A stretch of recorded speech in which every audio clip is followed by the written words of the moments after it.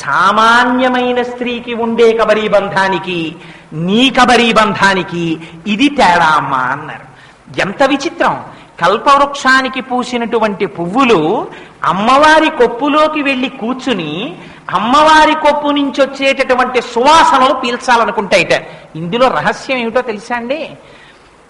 శాస్త్రోక్తంగా అమ్మవారి యొక్క ప్రాణప్రతిష్ఠ చేసి పూజ చేయబడినది అని గుర్తు ఏమిటో తెలుసా? అపారమైనటువంటి సుగంధం వస్తుంది. ఎక్కడా లేనటువంటి చిత్ర విచిత్రమైన పుష్పజాతుల నుంచి వచ్చేటటువంటి సువాసన ఏది ఉన్నదో, మరునాడు మీరు నిర్మాల్యం తీయడం కోసం పూజామందిరం తలుపులు తీసి లోపలికెడితే అరవిరిసినటువంటి చంపక, అశోక, పున్నాగ, సౌగంధికములను పూజ చేస్తే ఎటువంటి సువాసన వస్తాయో అటువంటి సువాసనలు పూజామందిరంలోంచి వస్తాయి. అవి ఎక్కడి నుంచి వస్తాయి? అమ్మవారి యొక్క కబరీబంధంలోంచి వస్తాయి.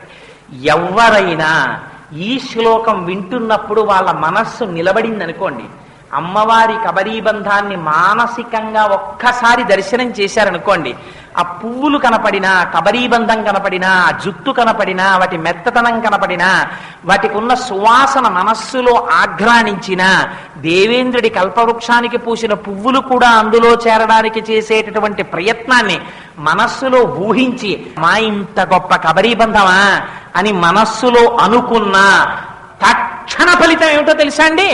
వచ్చిన మబ్బు కురిసేసినట్టు ధునో తుధ్వాంతం, అజ్ఞానం విరిగిపోతుంది, తీసేస్తుందంటే అమ్మ వారి మనస్సు భక్తి వైపుకి తిరిగిపోతుంది. ఇదిగో అలా చెయ్యగలిగిన అపారమైన శక్తి అమ్మవారి కబరీబంధానికి ఉంది. ఈ కబరీబంధం మనం మూర్తికి ముందు నిలబడి చూడలేం కనుక దర్శనం చేసిన వారు కనుక శంకర భగవత్పాదులు, నేను దర్శనం చేసి దాచుకుంటే అది ఈ జాతికి ఎలా అందుతుంది? శ్లోకం రాశారనుకోండి, మీరు ఆ శ్లోకం ఎన్ని మాటలు చెప్పండి, ఇది శంకరులు దర్శనం చేసిన స్థితి అని వస్తుంది ఆ శ్లోకానికి అర్థం. అలా అంటే వీళ్ళకి ఎలా పోతుంది అజ్ఞానం?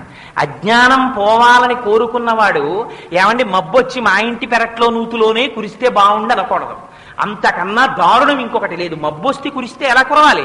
మా ఊరంతా కురవాలి, మా దేశమంతా మబ్బులు కురవాలనాలి. అంతేకాని మబ్బు మా ఇంటి పెరట్లో నూతిలోనే కురవాలనం కదా. అందుకని అమ్మవారి కబరీబంధ దర్శనం అయిన నాడు ఏం కోరుకోవాలి? తను తన మాటలతో చెప్పడం చేత మానసిక దర్శనం చేసినటువంటి సమస్త లోకమునకు అజ్ఞానము పోవాలని తాను కోరుకోవాలి. మబ్బు తన ఇంట్లో కురవకూడదు, అంతటా కురవాలని కోరినట్టు ధునో తుధ్వాంతం, అంతటా అజ్ఞానం పోవాలనాలి. అందుకని శంకరులు చూడండి, ధునో తుధ్వాంతం న, మా అందరికీ. ఏం శంకరులు ఒక్కరు పెట్టుకోలేరా పేరు? పెట్టుకోరు. ఇది జగదాచార్యుల యొక్క కృప. మీరు ఎన్ని మాటలు శిరస్సు ఉంచి శంకరాచార్యులు వారికి నమస్కరిస్తే మీరు వారి రుణం తీర్చుకోగలుగుతారు. ఇది శంకరుల యొక్క అపారమైన ప్రజ్ఞాస్వరూపం ఈ శ్లోకం. అందుకని అంత గొప్ప శ్లోకాన్ని మనకి శంకరులు అందించారు సౌందర్యలహరిలో. సరే, ఇంకొకసారి ఆ శ్లోకాన్ని అంటాను. ఇవాళ నాకు భారం అంతా ఎక్కడ తగ్గిపోయిందంటే, 1కి 10 మాటలు నేను అమ్మవారికి కృతజ్ఞతలు చెప్పుకుంటున్నాను. ఆ మబ్బు వచ్చి కురియడంలో తగ్గిపోయింది నాకు. నేను ఇంత వివరణ చెయ్యక్కర్లేకుండా అయిపోయింది. అందుకని ధునో తుధ్వాంతం నస్తులిత దళితేందీవరవనం ఘన స్నిగ్ధ శ్లక్షణం చికుర నికురంబం తవ శివే యదీయం సౌరభ్యం సహజముపలబ్ధం సుమనసో వసం తస్మిన్ మన్యే బలమధన వాటి విటపినాం. కాస్త తప్పులు లేకుండా ఉచ్చారణ చెయ్యగలిగినటువంటి ప్రతివారు, ప్రత్యేకించి సువాసినులు, ఈ శ్లోకాన్ని నేర్చుకుని ప్రతిరోజు ఒక్కసారి చదువుకోవడం నేర్చుకోండి. నేర్చుకున్నారా? అమ్మవారి కబరీబంధాన్ని, ఆ పువ్వుల్ని చూశారా? జన్మ జన్మలకు యోగ్యుడైనటువంటి భర్త లభించి తరగని ఐదోతనంతో భర్త చేతులలో వెళ్ళిపోయేటటువంటి అదృష్టాన్ని పొందుతారు. అందుచేత అంత పరమోత్కృష్టమైన శ్లోకం. సరే, శంకరులు ఈ శ్లోకంలో చేసినటువంటి గొప్ప ప్రయోగాన్ని విన్నారు. ఇంకొక శ్లోకం, ఆ శ్లోకంలో శంకరాచార్యులు వారు అంటారు, ఒక్కొక్క శ్లోకంలో ఒక్కొక్క ప్రయోగం చేశారండి. అందుకే దానికి సౌందర్య లహరి. లహరి అంటే నీటి బుగ్గ పైకి తన్నినట్టు తన్నింది శంకరాచార్యుల వారిలోంచి తప్ప అది ఎక్కడో కూర్చుని ఆలోచించి ఇది ఎలా రాద్దాం అది ఎలా రాద్దామని రాసింది కాదు. వారు చేసిన దర్శనాల్ని తీసుకొచ్చి మనకు అందించారు.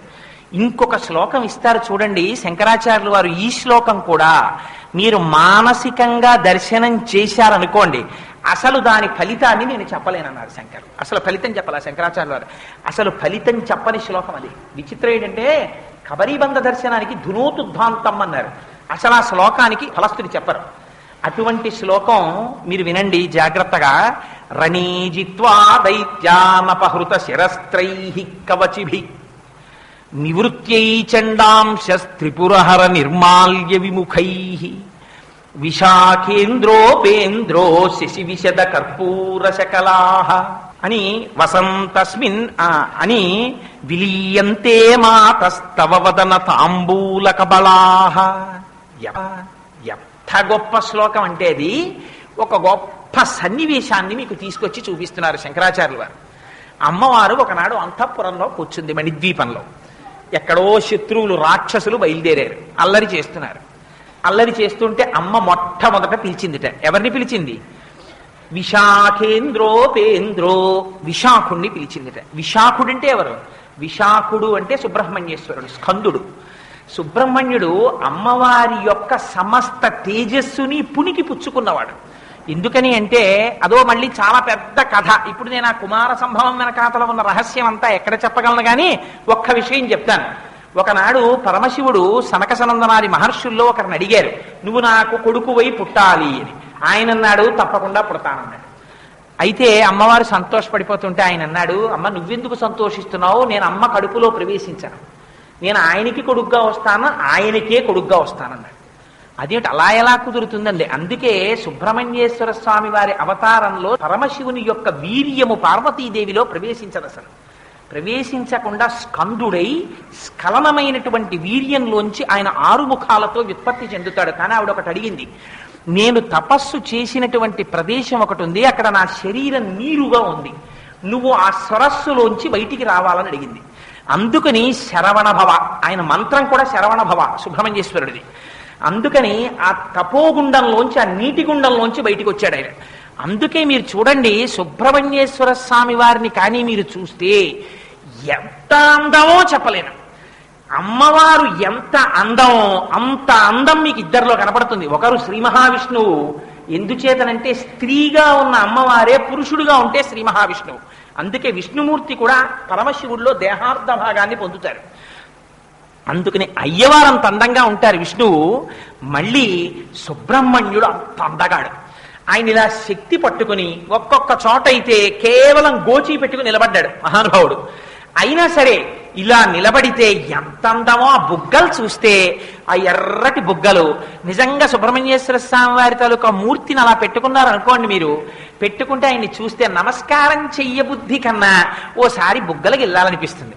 అయ్యయ్యో అదేమిట్రా, ఆయన సుబ్రహ్మణ్యేశ్వర స్వామి వారు కదా, బుగ్గలకి వెళ్ళడం ఏమిట్రా, ఇదేం అపచారం రా అని లెంపలేసుకుని, స్వామి నీ పాదముల యందు భక్తిని ప్రసాదించవయ్యా అని మీరు పాదముల వంక చూడాలి. కానీ ఆ అయ్యవారి యొక్క ముఖమండలాన్ని చూస్తే, ఆ మూతి చూస్తే, ఆ గడ్డం చూస్తే, ఆ ముక్కు చూస్తే, ఆ నుదురు చూస్తే, ఆ జుత్తు చూస్తే, ఆ శూలం పట్టుకుని నిలబడ్డం చూస్తే, నిజంగా సుబ్రహ్మణ్యుడు వచ్చేసారి అలా కనపడ్డారు అనుకోండి, ఎంత మంది పిల్లలున్న తల్లైనా వెళ్ళోసారి గట్టిగా కౌగులించేసుకుని ముద్దు పెట్టేసుకోవాల్సిందే. అంత అందగాడు. ఎక్కడదా అందం? అందమంతా అమ్మవారి అందం. అంత అందగాడు.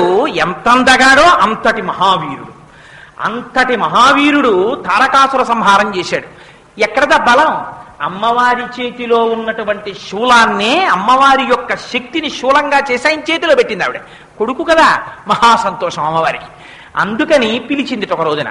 పిలిచి ఎవరెవరిని పిలిచింది? 3 కొడుకుల్ని పిలిచింది. ఎవరా 3 కొడుకులు?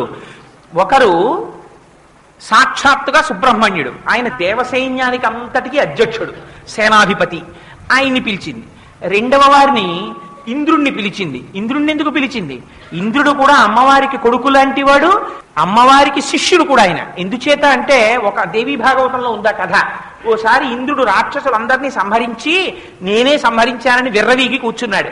అమ్మవారు అనుకుంది, వీడు నేను సంహరించాను అనుకుంటున్నాడు, వీడి శక్తి ఏమిటో చూపిద్దామని చెప్పి ఆయనలో ఉన్న శక్తిని తీసేసింది. తీసేస్తే గడ్డి పరకని కదల్చలేకపోయింది దైవ సైన్యం ఆ రోజున. అప్పుడు వాళ్ళకి జ్ఞాపకం వచ్చింది, ఇది ఎంత పరాశక్తి యొక్క కృప అని. అని అర్థమై మళ్ళీ అమ్మవారిని ధ్యానం చేస్తే అమ్మ ప్రత్యక్షమై అమ్మ అమ్మే కదండి. ఎంత తప్పు చేసినా అమ్మకి క్షమాగుణం లేకపోతే అసలు లోకం ఎలా బతుకుతుంది? అందుకని మళ్ళీ ఆ ఇంద్రుణ్ణి పక్కన కూర్చోబెట్టుకుని బ్రహ్మజ్ఞానం అంతా ఉపదేశం చేసింది. ఇది కేనోపనిషత్తులో కథ. అందుకని కూర్చోపెట్టి ఆ ఇంద్రుడికి బ్రహ్మజ్ఞానం ఇచ్చింది. అదిగో ఆ ఇంద్రుణ్ణి పిలిచింది. మూడవ వారు ఉపేంద్రుణ్ణి పిలిచింది. ఉపేంద్రుడంటే ఎవరు? ఉపేంద్రుడంటే శ్రీ మహావిష్ణువే ఉపేంద్రుడిగా వచ్చారు, ఇంద్రుడికి తమ్ముడిగా వచ్చారు ఆయన వామనమూర్తిగా. అందుకని ఆయన్ని పిలిచింది. అందుకని వీళ్ళ ముగ్గురు వచ్చారు. ఒక పెద్ద నాటకీయమైనటువంటి సన్నివేశాన్ని చెప్తున్నారు శంకరాచార్యుల వారు. వామనమూర్తిగా ఇంద్రుడికి తమ్ముడిగా ఎప్పుడు వచ్చారు? మీరు జాగ్రత్తగా గుర్తు తెచ్చుకోవాలి ఒక్కసారి. శంకరాచార్యుల వారిలో ఉన్న గొప్పతనం ఏంటంటే మీరు శ్లోకం చదివి వదిలేస్తారంటే కుదరదు. వెనకాతలకి మళ్ళీ ప్రతి మాటలోనూ వెనక్కెడుతుండాలి. ఒకసారి వెనక్కెళ్ళి దాని వెనకాతల ఉన్న రహస్యాలు, దాని వెనకనున్న కథలు జ్ఞాపకం తెచ్చుకోవాలి. ఒకసారి ఎప్పుడొచ్చారు వామనమూర్తిగా? ఇంద్రుడి రాజ్యాన్ని బలిచక్రవర్తి అపహరించాడు. అపహరించి తీసుకుపోయాడు. ఆయన తీసుకుపోతే ఎంత దారుణమైన స్థితిలో పడ్డాడో తెలుసా అండి ఇంద్రుడు?